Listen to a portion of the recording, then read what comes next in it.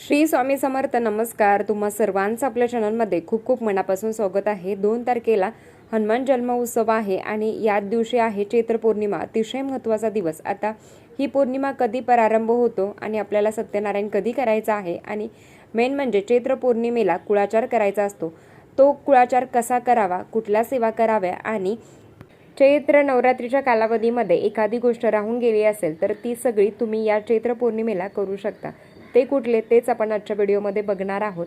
लक्षात घ्या, आपल्याला पौर्णिमा जी आहे ना तर ती 1 एप्रिल 2026 वार बुधवारी या दिवशी संध्याकाळी 7:07 पौर्णिमा सुरू होते आणि दुसऱ्याच दिवशी म्हणजेच 2 तारखेला संध्याकाळी 7:42 म्हणजे 7:45 वाजता पौर्णिमा संपते. थोडक्यात काय की संपूर्ण दिवस हा जो 2 तारखेचा दिवस आहे ना, हा संपूर्ण दिवस चैत्र पौर्णिमा असणार आहे आणि खरं तर ती आदल्याच दिवशी 7:07 लागते. तर आपल्याला जे काही कुळाचार करायचा आहे, कुळधर्म करायचा आहे, तर तो आपल्याला 2 तारखेलाच करायचा आहे. सगळ्यात आधी चैत्र पौर्णिमा, चैत्र नवरात्र खूप मोठा दिवस.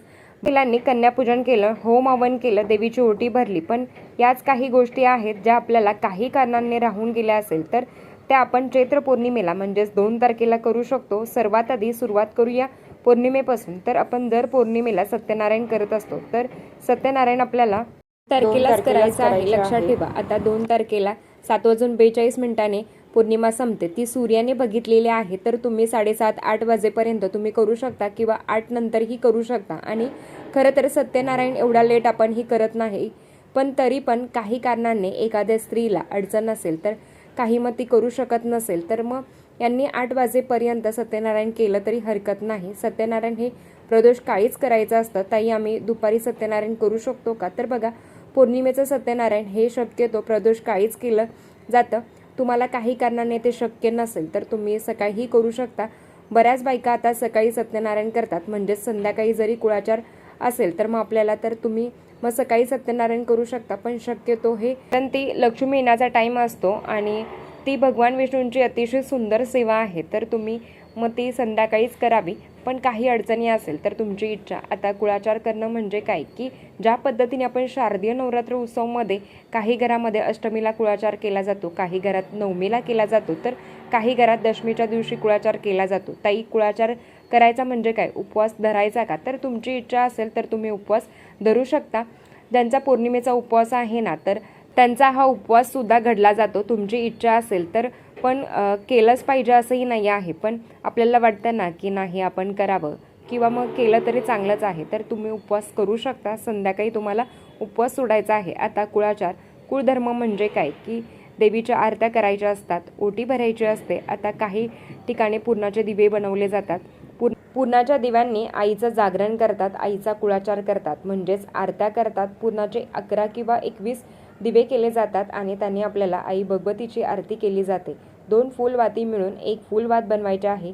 तुपाचे दिवे तयार करायचे आहेत आणि थोडासा खड्डा करायचा आहे. त्या होल करून त्याच्यामध्ये 2 फुलवाती मिळून 1 फुलवात अशी लावायची आहे. म्हणजेच अशा 11 फुलवाती लावायच्या आहेत. म्हणजेच 11 दुने 22 फुलवाती तुम्हाला लागणार आहेत.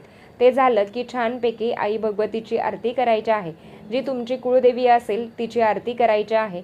ताई, आमच्याकडे ना चैत्र नवरात्रीमध्ये कुळाचार केला जात नाही, मग आम्ही करू शकतो का? सगळ्यात त्या पद्धतीने शारदीय नवरात्र उत्सव खूप महत्त्वाचे आहे ना, त्या पद्धतीने चैत्र नवरात्री पण तेवढीच महत्त्वाची आहे. भले या चैत्र नवरात्रीच्या कालावधीमध्ये घटस्थापना करणं आहे, तुमचं दुर्गा सप्तशती पाठ करणं आहे, तेही नाही जमलं किंवा मग नाहीच करण्याची पद्धत आहे तर मग तुम्ही आता आवर्जून करू शकता. पूर्णाच्या देवीच्या आरत्या केल्यावर काय मोठं संकट येणार आहे, काय एवढं तुम्हाला खर्च लागणार आहे? सगळ्यात आधी ताई, आम्ही सेवा करतो, पण आमच्या सुना करतील का? माझं काय म्हणणं आहे, तुम्ही करा ना. त्या करतील नाही करतील तो नंतरचा भाग आहे आणि आपणच आपला मूळ आहे तो धरून ठेवला पाहिजे. ज्या पद्धतीने शारदीय नवरात्र आपण एकदम धूमधडाक्यात करतो ना, त्याच पद्धतीने चैत्र नवरात्री पण करायची असते, पण नाही शक्य होत तर मग एक तो दिवस असतो पौर्णिमेचा, त्याच दिवशी तुम्ही सेवा करू शकता. कुळाचार, कुळधर्म तुम्ही आवर्जून करू शकता.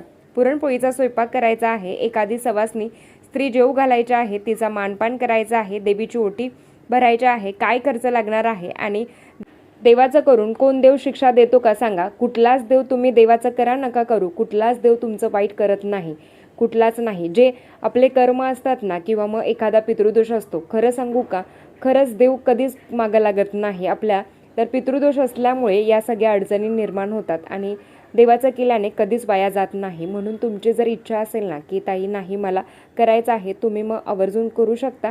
काही नाही, मी तुम्हाला जे काही सांगते ना ते थोडक्यात असणार आहे आणि तुम्हाला ते थोडक्यातच करायचं आहे. पुरणपोळीचा स्वयंपाक करायचा आहे. आता काही ठिकाणी असं असतं ना की आई भगवतीला जेव्हा नैवेद्य आपण करत असतो ना तेव्हा कांदा लसूण टाकत नाही. तर तुमच्याकडे जर ती पद्धत असेल ना तर ती आवर्जून तुम्ही करू शकता की देवीला कांदा लसूण विरळीत नैवेद्य दाखवायचा असतो. मग काय करायचं आहे, पुरणपोळीचा स्वयंपाक करा, थोडीशी मेथीची भाजी करा, जर इच्छा असेल तर दूध ठेवा, खीर करा, कारण खीर देवीला अतिशय प्रिय असते. तर आमटी भाजी, मग पुरणपोळी, तर पापड असा मग नैवेद्य दाखवतो. तर तो नैवेद्य दाखवून झाला की एखादी सवासनी स्त्री तुम्ही जेवू घालू शकता. आता ताई सवासनी स्त्री जेवू घालू शकतो का, एखादी स्त्री जरी तुम्हाला भेटली तर एखादी स्त्री तरीही तुम्ही तिला जेवू घालू शकता असं म्हणत नाहीत की सवासनी स्त्री जेवू घालू शकता.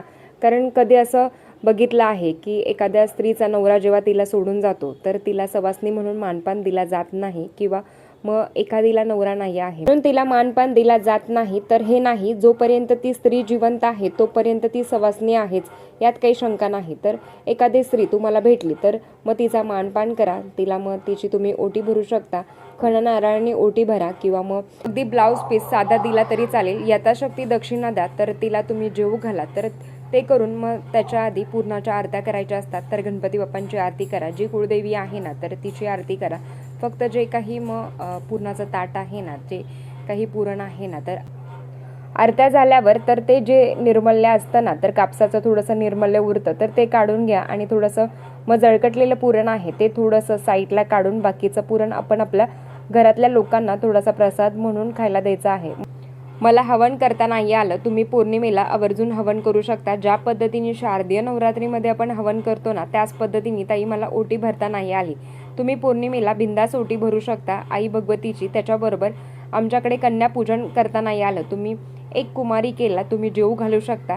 ते आपण मग एक तुमची सेवा घडून जाईल. आता राहिलं काय, तर इथे तुम्ही करताय पण सेवा पण महत्त्वाची आहे की चैत्र नवरात्रीच्या कालावधीमध्ये कुठल्या सेवा माझ्याकडून घडल्या नाहीत, अगदी सिद्धकुंजिका स्तोत्रम घडला नाही, तर हाच तो दिवस आहे की सगळ्या सेवेची भरपाई आपण या दिवसात करू शकतो. ते कसं नाही, काही जमलं तुम्हाला एकतरी पाठ पौर्णिमेला 2 तारखेला तुमच्याकडून दुर्गा सप्तशती ग्रंथाचं पारायण झालं पाहिजे. तुम्ही सिद्धकुंजिका स्तोत्रम पठण 11 वेळा करा, हरकत नाही, पण श्री दुर्गा सप्तशती ग्रंथाचं पारायण तुमच्याकडून झालंच पाहिजे, कुंकुमार्चन झालंच पाहिजे. तर आता तुम्ही म्हणाल किती सेवा, तर आदल्या दिवशी 7:07 पौर्णिमा सुरू होते. 1 तारखेला तुम्ही 7:30 वाजता कुंकुमार्चन करू शकता, सिद्धकुंजिका स्तोत्रम पठण करू शकता.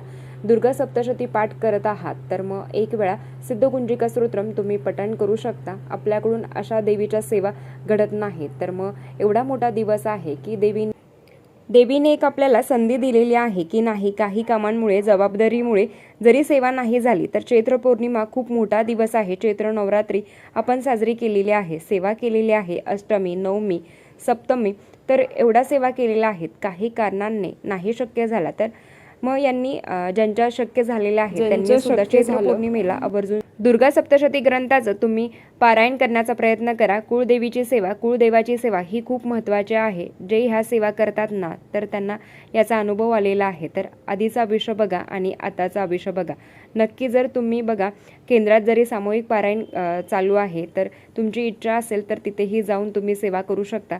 तुम्ही घरात करू शकता, तुमच्यावर आहे, पण तुम्ही सेवा करताय ना हे खूप महत्त्वाचं आहे. आईच्या सेवा करायला कुठल्याही अडचणी आल्या तरी सुद्धा आपल्याला ती सेवा करायची आहे, कारण आपण जरी आईसाठी सेवा केली तर ती आपल्यासाठी नेहमी तत्पर असते आणि आपलं आयुष्य सुखकर करण्यासाठी. तर चला आजच्यासाठी इतकंच. आजचा व्हिडिओ इथेच थांबवते. आवडला असेल तर लाईक, शेअर, सबस्क्राईब, परत भेटू अशाच नवीन व्हिडिओसोबत. तोपर्यंत धन्यवाद. श्री स्वामी समर्थ.